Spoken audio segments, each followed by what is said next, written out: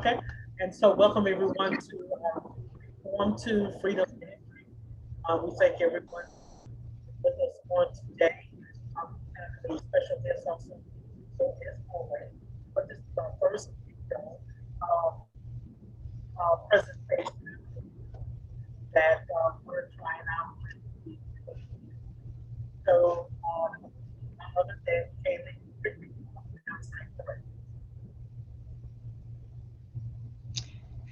yes. Okay. So welcome to the show, Kahlee. Hi, thank you for having me. Okay, great. So tell us a little bit about you, Kahlee.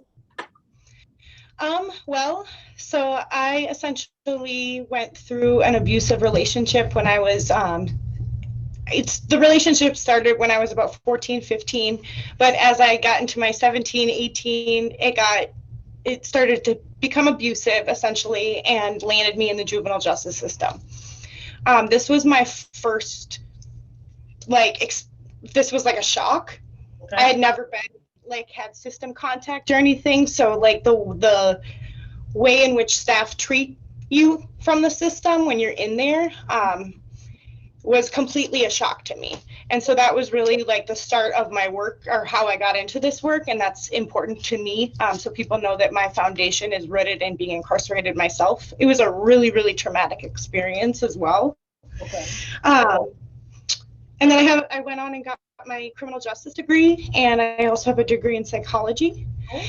So I was able to double major, and honestly, I was able to get through that fueled by my anger of what was done to me in that system, and also what was done to all of these other people who didn't even have the means to pull themselves out of it. You know what I mean? It was almost like second nature.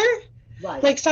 There was so many Native American girls that were in there. That was alarming. I don't think I'd ever even been in school with a Native American girl. Okay. And all of a sudden I get into this JDC in my own county where I go to school, and I'm here all of these Native girls that are my age and have completely different environments than me, and lifestyles and experiences, where this is almost like they're used to being treated this way. Okay. And so that anger, all of that, I took it into and fueled it into my papers, and it pushed me through that.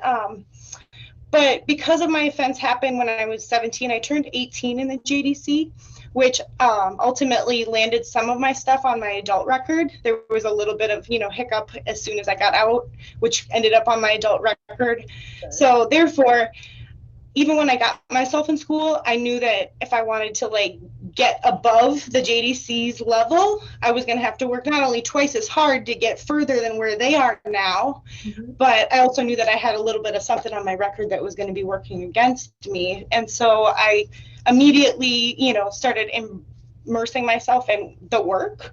Okay. So I started at Twin Town Treatment Center, and then worked my way into the Department of Corrections while I was still in school. Not with the intention to stay there, but just because I needed to know what my pathway was going to be and what my strategy was going to be in fixing this system. And so now I've took all that I could take from the department, and I left about a year. Really, it was just going to go downhill for me. Really, nothing good was going to come of me staying there at that point.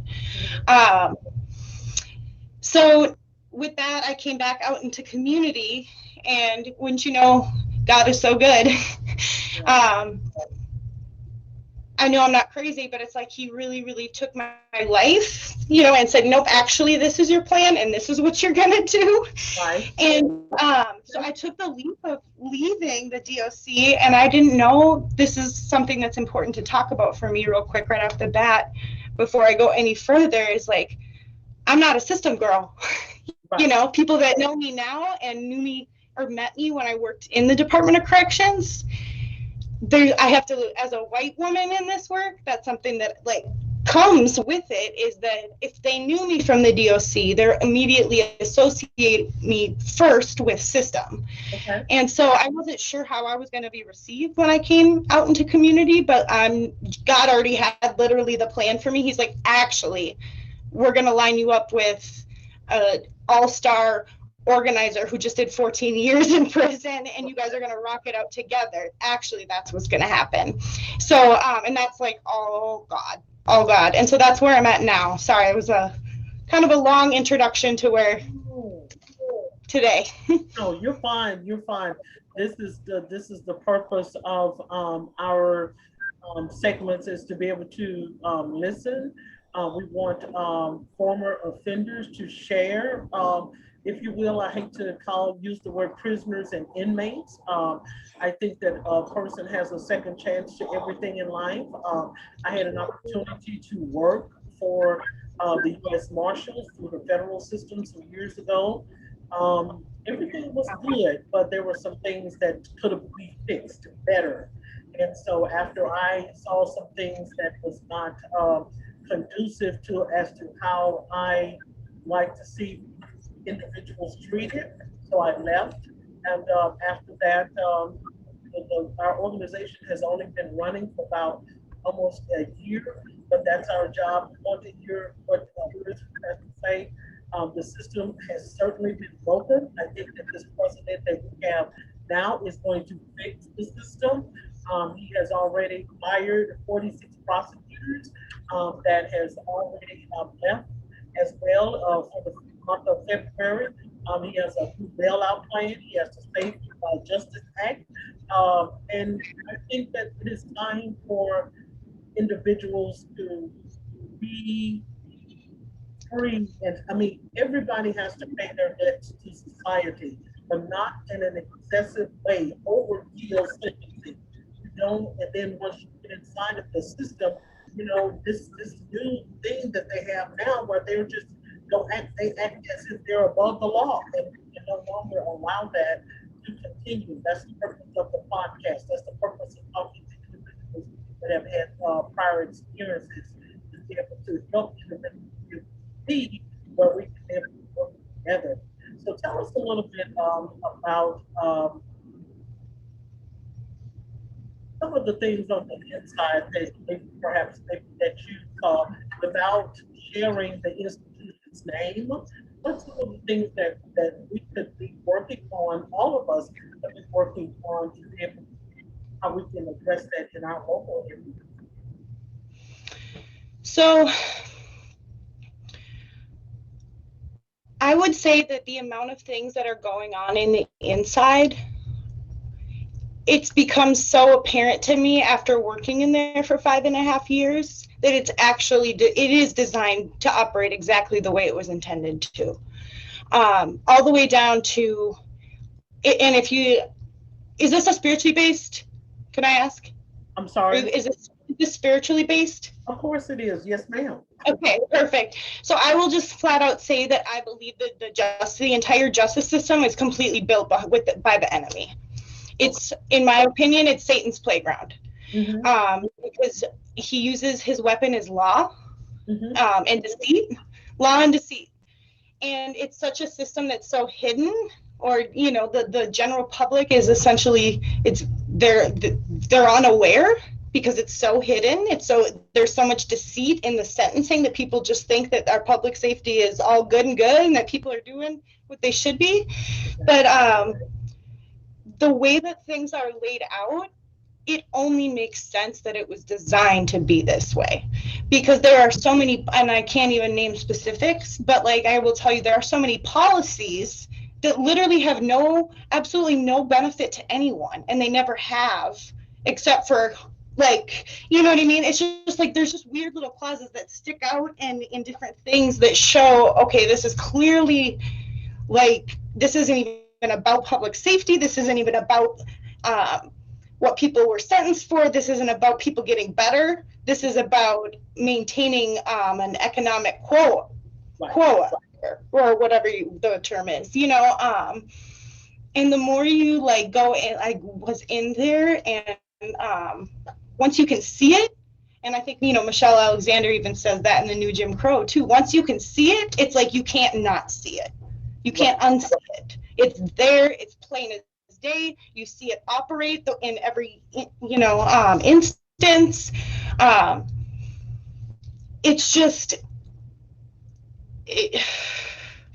and on top of it, I will say, a lot of the people that even work in the department they're not bad people. Some of them are like some of the COs and stuff like that, they definitely have like their own emotional issues that they're using that position to, you know what I mean? Whether it's like they have a power issue or whatever it is, there is that does exist. But I can't tell you, I am surprised, or was surprised by the amount of friends that I actually have that I think are so wonderful people that work in the department still. They're still my friends. And I can identify with that. They really are actually just trying to make a difference. But what they found is coming to the department where they thought that they would be able to do that and get the benefits and stuff, what they find is that they get stuck doing the minimally rewarding stuff and doing a lot of stuff that they absolutely hate in a culture that kind of eats them alive and kills their soul. Mm-hmm. But then some people get stuck there so long that they can't even leave because they have a retirement, a pension, or, like they've already invested 20 years by the time they've gotten to this point that this wasn't the solution, or this wasn't where I wanted to be to help people. Yeah. And that's something that's honestly public information. You can look at the Minnesota DOC, or they do the all state organizations. All the state orgs, they do like an all staff survey on, it asks a variety of questions, but it's pretty specific to that industry too. But just to check the overall morale of state employees, I think they do it every other year. The last all state or all staff state organizational whatever survey that they did on the Minnesota Department of Corrections was horrendous. It was like, we were even internally kind of making jokes because we were actually the worst on the list. We were out of all of the state organizations, like I'm telling you, the majority of people that worked in facility were answering questions saying that, nope, they don't believe people can change. Nope, they believe that people should get what they deserve. Like the mentality of everybody from that survey was enough for me to say, like, this is such a broken place. Right. And you can feel it. Everybody hates working there because it's broken. The work that they're doing is not the solution. It's broken. So that's why I say there was nothing more for me to take from that place. It would have been spiraling downhill. Okay. And so I think you're absolutely right. It is the time. Mm-hmm. It is the time of the new revolution. It's a revolutionary time. It really, really is. And I think even people like Angela Davis are talking about, no, this is different this time. This is a new energy. The young minds are coming with a different energy, like ready to rebuild. Mm-hmm. And I could happily say that I'm one of those, because I like felt it in my spirit. Even when I turned 18 and decided to go into this field, like I felt like, oh, I'm being called to something. Mm-hmm. And because of that, I can actually like take risks and know that the things are just going to happen because God's literally already placed me where I'm supposed to be. And that's how I was able to leave the DOC and be okay. I think, and I've mentioned that before, but sorry, I think I probably rambled on after your question, but I think it's the time for us to really, really step up as a community. I will say that since I've come to community, I'm able to see a lot of the community gaps too, and places where we really, really need to step up. And one of the things I will say that's like been most critical is, and I get it, this is hard work, but the guys and the women coming home, they need like actual like support. Like they need like, they need financial support, but they also need just emotional and mental support, because we tend to focus so much on like the employment, the housing, and all of this blah, blah, blah. But like at the end of the day, like, especially I can only speak really because I've been working with men, the men are suffering. Mm-hmm. They're really, really not okay. Okay. Especially with like COVID, I think like in the last week, like 3 of like strong leaders that have come out of, facilities, I found out that their addiction got a hold of them and they're now back in. Oh. Or you know what I mean? And I'm just like, this is so not okay, because like literally, like, you know, one of them is like on a board of things, you know, he's like in leadership positions. He got an IT job at like a law firm, you know, so it was like he was literally like snagged away and kidnapped, you know. But it's like we needed to, I don't know what happened in that situation, but I can just speak for the men that we're working with, and the way that my phone and my coworker's phone is blowing up. The emotional support is lacking. No one's giving that, you know, and especially for those guys who just spent, you know, 15 years in prison and, you know, are expected to come out and do these great things and have a, like, the ones, especially the ones that do have like a support system or have kind of done something for themselves, they're coming out on this platform and they have no mental support. And so it's like, we're just leading people to like, and I guess I can't, and another person I'm really speaking about is also Mayan Burrell. I don't know if you're familiar with his case. He was just pardoned after, he's the first pardon in Minnesota after, in 28 years, I think it was. And he's been in prison, I think, since he was 15, and he just walked out the door after 15 years. And they didn't even pardon him on innocence. They pardoned him on grace that he was sentenced as a juvenile and his brain wasn't fully developed. So it's good. He's out here now, and he gets to fight his case from out here, and it's good because since with that pardon being focused on brain development, we have a whole lot, a couple hundred, I think, more that were also sentenced as juveniles. So I know he's willing to take that, like, be okay with get out and not be completely exonerated and just to be out here and do it from here. But he's one I have to speak about because of all of the public attention. He really didn't get a whole lot of energy after he got out. And I'm not going to even speak his story for him, but what I'm going to say is, like, there's a gap there. Mm-hmm. All the people that are there on the front end to get people out and advocating for these new systems, they need to be there to do the dirty work too. If you're going to support on that end, then really support them coming home. You know, even if it's a couple dollars, donate to their GoFundMe so they have some sort of stability to come home to. You know, making sure that people are coming home supported and having all that they need to be their best selves and actually fulfill that role in community and not become a weight to their family because they don't have the mental health support or the skills to get to the next level. That's really where Until We Are All Free comes in, and that's what we're focusing on, is really filling that gap of support, because we know that we're the ones to do it and it's necessary, because there's no one else that really understands what reentry is going to be like and what those emotions are going to be like. And because of, you know, the loss of birthdays, of holidays, of moments with children, all of that hits you like a train at some point after you release.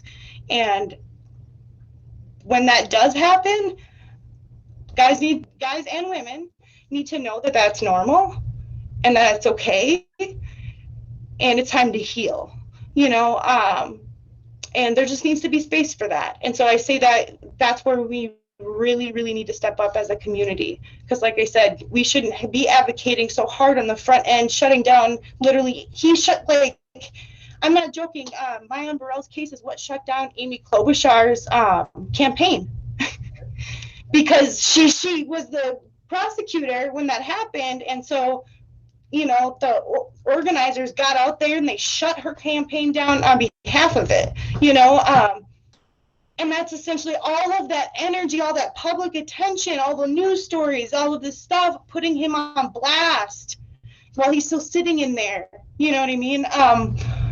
He didn't necessarily want to do that. No one wants to be put on blast that you're sitting in prison innocent. You know, that's uncomfortable. It puts you at risk for, you know, safety.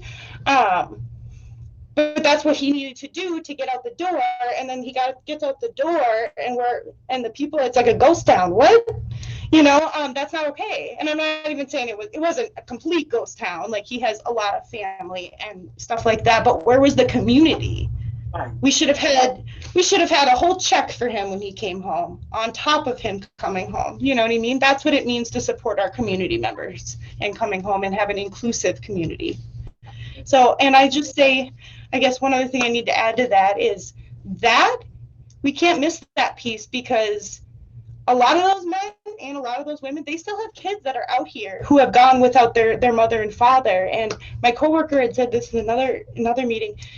This is an instant solution to somebody. It's an instant father returning. It's an instant mother returning. It's an instant uncle, aunt, friend, you know, son, daughter. And that in itself is what we need to do to help stop a cycle for the next generation. You know what I mean? So even like the men in prison, they can't be lost on us. They still have to be healed, because their kids need to be healed so that they don't follow in the same footsteps. We can't have people one step away from the bottom. Okay. You know what I mean? Like, we need to make sure people are not doing okay where they're ones, you know, they're stable, but they're so close to the bottom that one bad thing is going to take them out. That's not going to get us thriving. You know what I mean? And so I think if we can all pull together and come and circle around people, and whatever that looks like for people in our own communities, that's actually going to be the solution for ending all of it. Okay. So that's in my opinion. No, you're fine. Your approach is better in regards to caring for the mental status of an individual first. Let them process everything because of all that they have gone through, transpired since they have been incarcerated. Some people have been belittled since they have been incarcerated. Sometimes their value, self-worth has been removed from them. So instead of giving them a job or what have you, or stealing a broom handle in their hand to send them back to work, they need mental counseling first. That makes a lot of sense. I never did think of it like that, because my first thing is, okay, then get you transitional housing and then get you a job. But then where is the process in where you're able to heal? You're just jumping from one thing and jumping to something else without sharing your mental status and pain, so you can maybe begin to heal. And that is where we get release violators, or people who say, I literally can't handle all this pressure, screw it. You know what I mean? Like, and if addiction is their thing, that's when they, you know, go back to that, or whatever it might look like. But no, it's, people underestimate how stressful reentry is and how much pressure is on people. It's like, ooh, so like, it's just I watch it. It's the guys, they come, they're spinning. You know what I mean? And there's so much that there's no space to talk about, you know, and that's something that we're working on here until we're all free. You know, talking about where's the space for any fears that they might have that no one talks about. And I know, like, what I've heard from a lot of the guys is like, I was really, really scared of how I was going to respond to women after 15 years. You know, relationships are really, really, really, really hard for a lot of the guys. That's, I would say, number one. Maneuvering in those relationships is hard. But like you said, the belittling, that's another opportunity, or another, I shouldn't say opportunity, but it's another area where incarcerated people are really vulnerable. You know, because just because someone's coming out of incarceration, like, and wants to fulfill all of these immediate roles doesn't mean that they have the capacity or the know-how to do that exactly. Right. And that in itself weighs on people's self-esteem, especially for men, and you know, the ability to be a protector or provider. If they're not feeling like they're not bringing anything to their family once they're released, that's a huge thing. And another thing is like, because of the desperate situations that a lot of people are in when they're getting out, most guys and women need a lot of support when they get out. You know, financially, they're either relying on, you know, a mother or a family member or a spouse to kind of like give them the time to get their stuff together and get a job and, you know, start contributing back to the family. And what I've also seen is, like, in those family dynamics, trauma from the loved ones occurs too. And it's also, it kind of actually forms like abuse, is to be completely honest, because then what ends up happening is, like, I see spouses that are like, I've been sending you money, caring for you all these years, now you're home and I'm still caring for you. There's almost like a sort of control that I've seen even some women kind of exert over some men, where they almost feel like they're stuck and trapped and in a different kind of prison now. Like, I can't leave, I can't go do this because she's going to get mad at me, you know, because she's supporting me. And so, like, it's really like they come out and it's like another prison. Okay. And that's another area I wanted to mention, because it's something that we need, and I'm talking about just family members, community members in general, need to give space to and recognize that we can't expect someone, you know what I mean, to feel, to provide all of the, to fulfill all of our expectations of what that father, what that husband is going to look like when they're just walking out the door. That's something that I think partners need to have and it's hard to say because it's coming from their own trauma of having someone being gone. It's a perpetual cycle. You know what I mean? So not that they don't have a valid reason to feel like, geez, I'm paying for all this stuff. Like, can't you do something? You know, like, because they didn't go through the actual experience, but they paid for it. You know, so then their trauma with that is like also weighing on them and creating, you know, more hostility and more weight for the person coming out.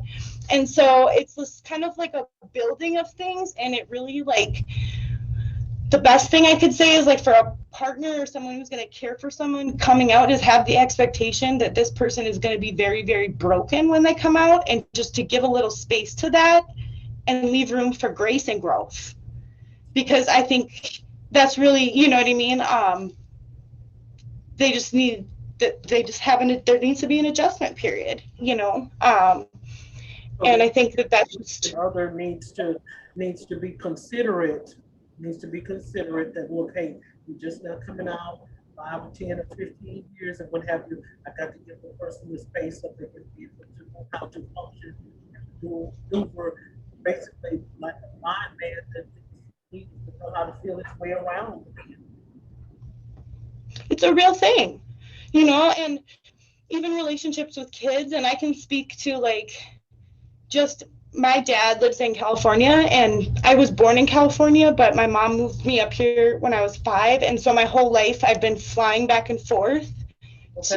You know, I would go over like summer, spring, Christmas. And so my dad would miss a lot of the, like, crucial things to me during the school year. And if I did anything wrong, a lot of times it was like, don't make me call your dad. So I was like, he never really knew, you know what I mean? But like what's interesting is being, like I said, in community and around, you know, previously people who have come out of incarceration and their kids, and like talking to some of the kids, what I find is, like,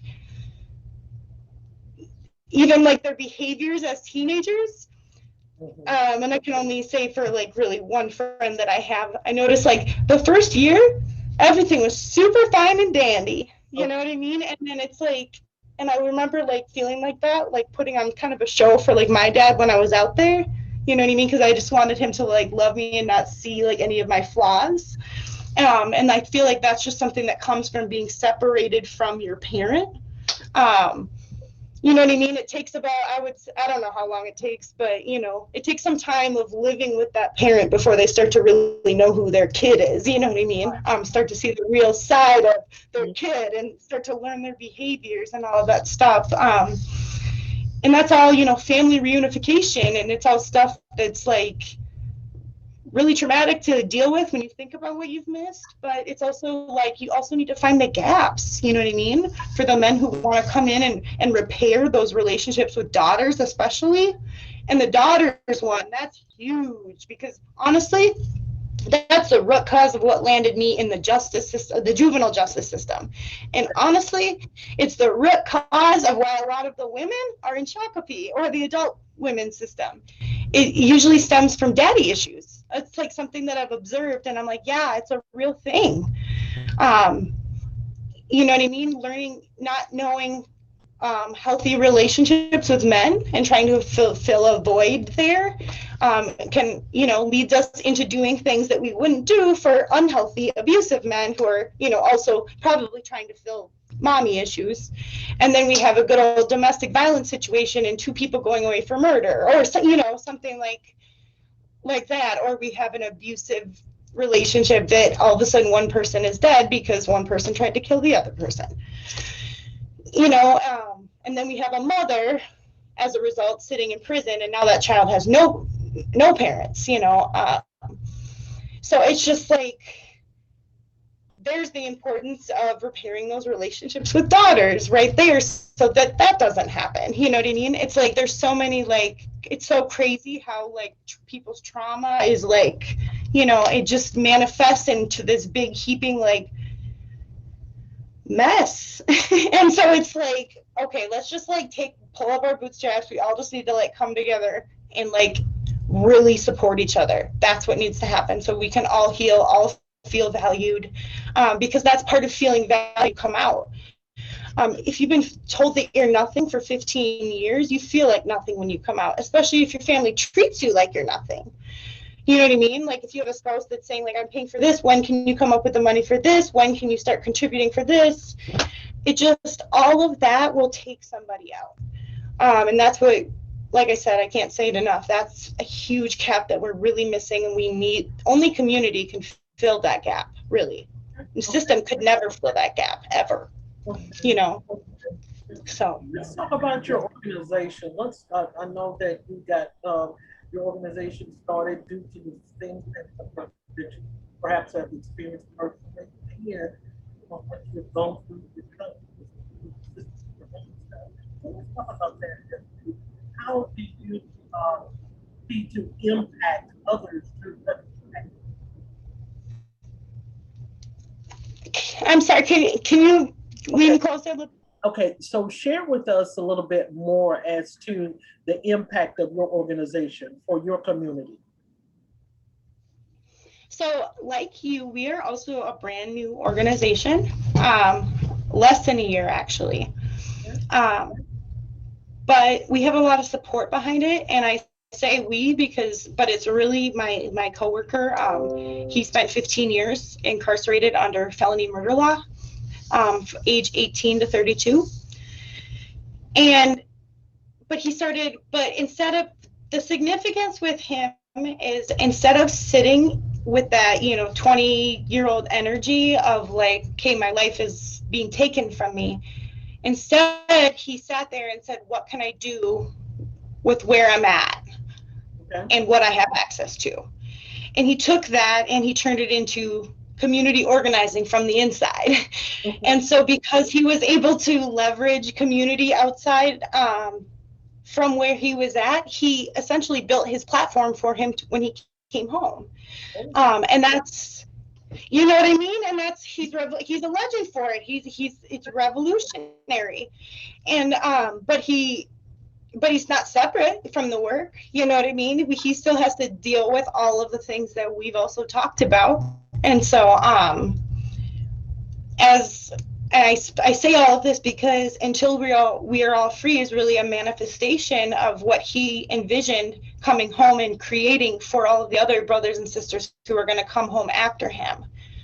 There's definitely amongst people who have been incarcerated, nobody likes to get out and leave others behind. Mm-hmm. That's one of the worst parts, is like, it's almost like I feel like an unwritten thing for a lot of us anyways, that like when you leave, it's almost like, don't worry, I'm coming back for you. I'm not going to leave you here. And really that's why, a lot of us like I was able to come out and be like, nope, here I go. I'm keeping to my word, and a lot of the men, they want to come out and do this work because I think because of that too, because they're like, no, like I need to like get my family out too, So that was always Kevin's dream, my coworker, to build some sort of platform and lane for all of his brothers and sisters to come home to. And really that's kind of like the dream I also have. And what made us a great team is I worked at the Department of Corrections while he was in there. So I knew what he was going through while he was in there. He was, like everybody in that department knew Kevin Reese's name. Like they were trying to charge him with criminal enterprising, all sorts of kinds of stuff for the work he was doing in there. And so as a DOC employee, like when I watched him come out on this like platform, like, and I had left the DOC, I'm like, man, like, I feel like I could really be of assistance, and naturally it literally happened completely organically. And what I'm able to bring to this is a lot of the system language stuff, a lot of the grant writing, the stuff the resources I was able to gain from working in the state, since they have all the resources. Okay. I got in there and took all of those, but who better person to share those resources with than the person who I believe has the solution. And I believe Kevin is a great person to lead that. And so that's kind of how we formed as Until We're All Free, and we will grow eventually. But right now, we're building, we're working our way there. But I feel completely honored to be able to like come in and step in as that asset. And what that looks like for us is really using those skills collaboratively together. For this last few months, that's how we were able to identify, there are gaps here. Right. Oh, this is too overwhelming for me. I can't handle this, and then like just as more people come home, they feel more comfortable coming up to our space. And like I think people, it's a vibe that's familiar and comfortable.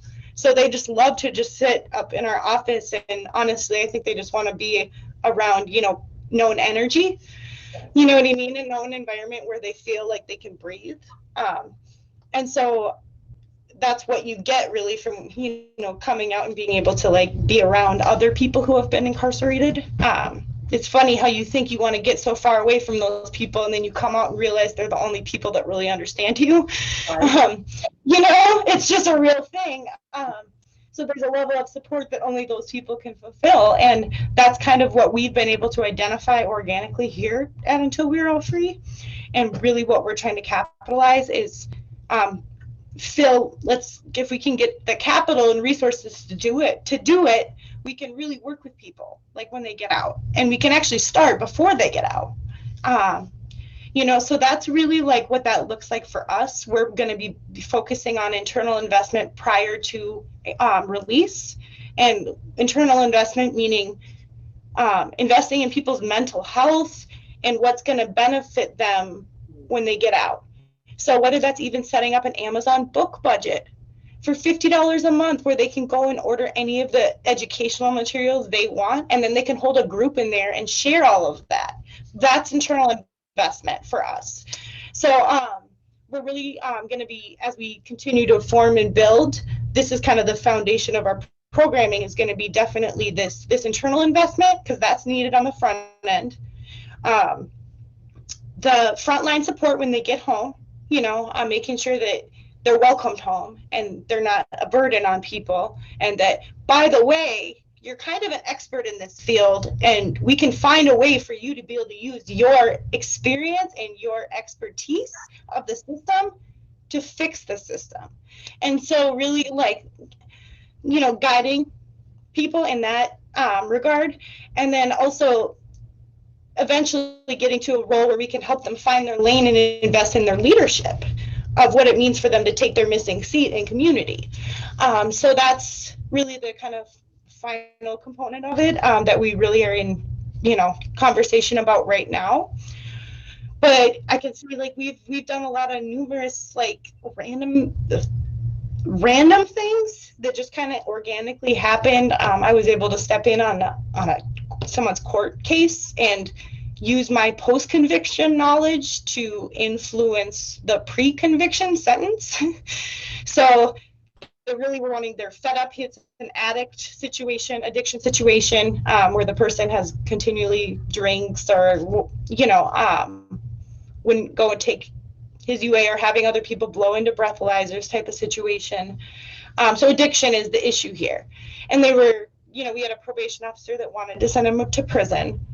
Okay. And just by coming in there and saying, you know what, here's the deal. This person's actually really, really low risk. This is how he fulfills his role in community. And this is how we can support him in community right now if you don't send him to prison.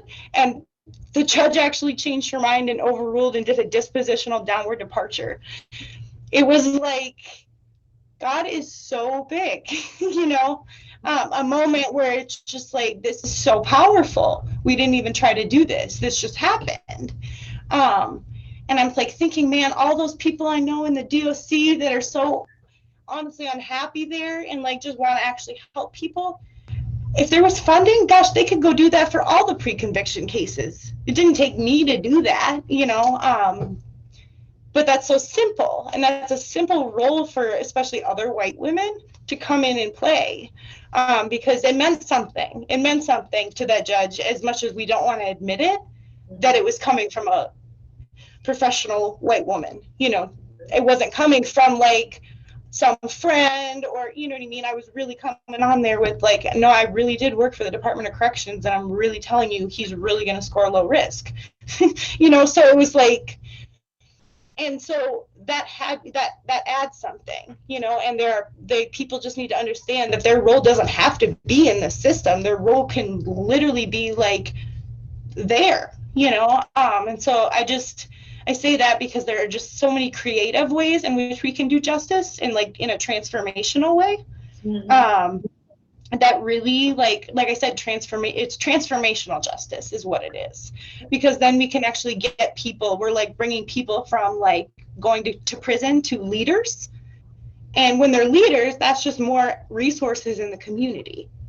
You know, eventually we can get to a place where probation officers are reaching out to their past clients saying, hey, I'm having a really tough time with this one. Like, can you come help me?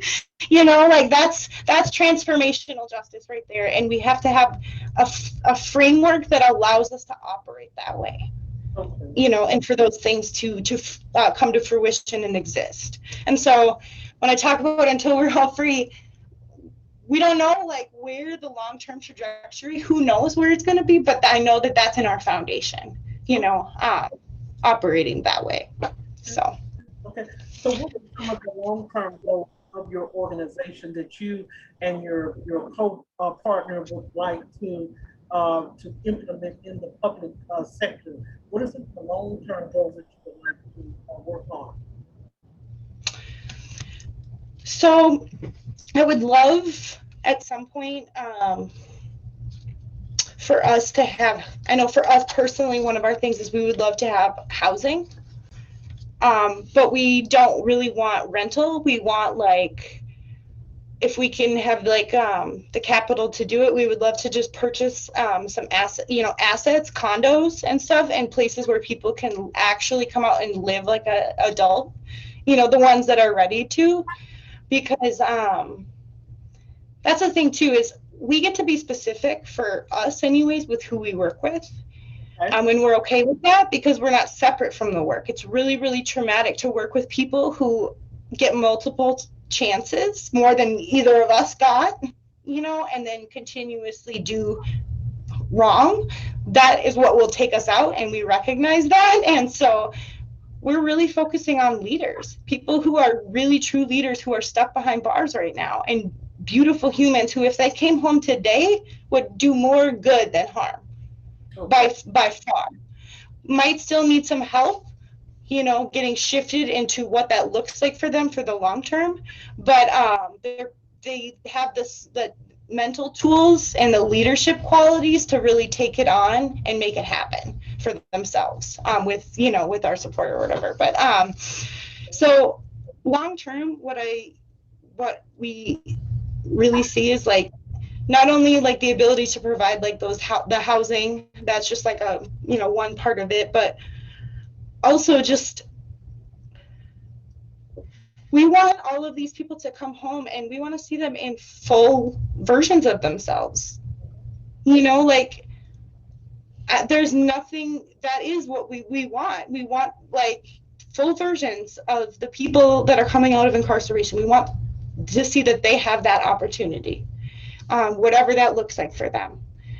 Some people want to go into this work, and that's great. There's probably a specific area that we really, really need them in, and that they would kill it at. Like it's actually been there. We do need them now. They're already missing.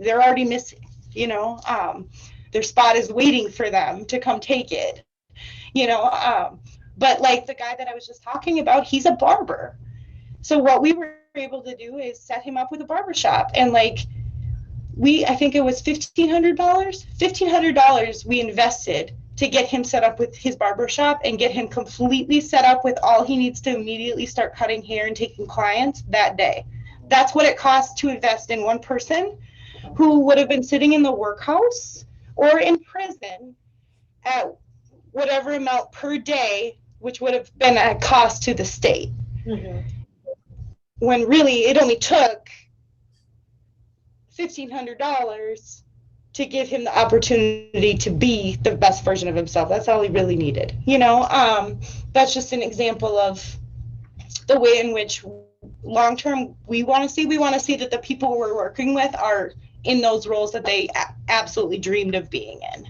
We've talked about partnerships with other community, organizations and stuff like that, and just we want to see a culture that's completely grounded in supporting each other. And another thing is, as we grow, we want majority, if not all of our staff, to be previously incarcerated people. That's important. And we also want them to be paid well, and I would say another big thing for us is, what was that? They can relate to the organization a little bit better. Yes, absolutely. And we know that we don't have to question whether they're gonna say, you know what I mean? Like they already got what they need to speak. They're the experts, like it's true. Right. So yeah, and it's just, yeah, I think there was another thing I was going to say, but I can't even remember what it is. But yeah, that's really the goal, Okay. So with the last question, we just would like for you to share with the audience is how they can be able to follow you, how they can be able to find what it is that you're doing with your partner, so they can be able to connect. And of course, you can our organization is on Facebook as well, Reform to Freedom Ministries. You're welcome to share whatever you need to share on our platform. I think that when we come together in a collaboration form and connect and network, and that way we can be able to change better lives. Absolutely. It's going to take all of us. Yes. It literally will take all of us. And that's another thing too, is we don't really play around in a whole lot of the nitpicking of how people are speaking on this. And I mean, there are super harmful things, yes, but we can't nitpick at our allies. We can't get down on each other. The system does that already, so we just need to have grace with each other, even through our flaws, because we're all humans. We're all going to make mistakes, say the wrong things. Wrong words are going to come out, especially for white people. It's ingrained, and I hate it, but it is. I try, I do my best. Yes. And that's all we can really do. But I would say the best way to follow me, because I'm really, you can definitely follow my personal Facebook page, but most of the activities of Until We're All Free is definitely going to be on our Until We're All Free Facebook page, and our website. I'm going to put our website in the chat. Is there a chat? Can I do that? Yeah. Okay. Yes. Okay. So I'll put our website in the chat. We are just launching a sustaining donorship program. So that's going to be one way in which we hope to obtain our operating everyday funding, because we are the resource and we can't do it without it. Okay. And really we need to get nitpicky on our money too, because we're tired of institutions dictating how it's spent, because then you're once again taking over the solution. And so our idea of a community supported work is really ideal, because we don't need to be dictated by systems on what the solution is anymore. And so that's one way that people can definitely support us is through either one-time donations or sustaining donors. But we really have a lot of cool videos and I have some blogs on the website, so we have some stuff to check out on there, and we will continue as we build, continue to add to it. So yeah, Facebook, website, I'm going to put that in right now. And yeah, Okay. I think I got it all. Okay. And I see it right there. Okay. So, Kahlee, we would like to thank you, and look, anybody comes towards us, we're certainly going to send them your way as the world, and we came together just like the whole organization. So I got a call yesterday, and she was like, "Oh, I need you to see if you can talk to this individual about his case." And I think she's from either Oklahoma or something like that. So what we do, that's how we kind of help each other with shifting things around, and that's how we found you. Was another interview that you had with in Atlanta on I'm not for sure what the network was, but that's how we found you because they referred you to us. And so, and of course, we're perfectly sharing information with others about Thank you. Together, we can be a village and we can come together in many various ways around the nation. So thank you again for being our guest on today. And Yeah, absolutely. us, you can go to our page on Facebook, or we have also our organization that we formed, freedomministries.org, and that's our website as well. You have a blessed day and keep fighting for justice as far as all of us need that for the individuals that are left behind, okay? Thank you so much for having me. I was honored to be a part of this, and I so appreciate all of your kind words. And I will definitely be, if there's any questions, feel free to reach out. I'm always available. Okay, absolutely. Okay, you have a great day. Yeah, you too. Okay.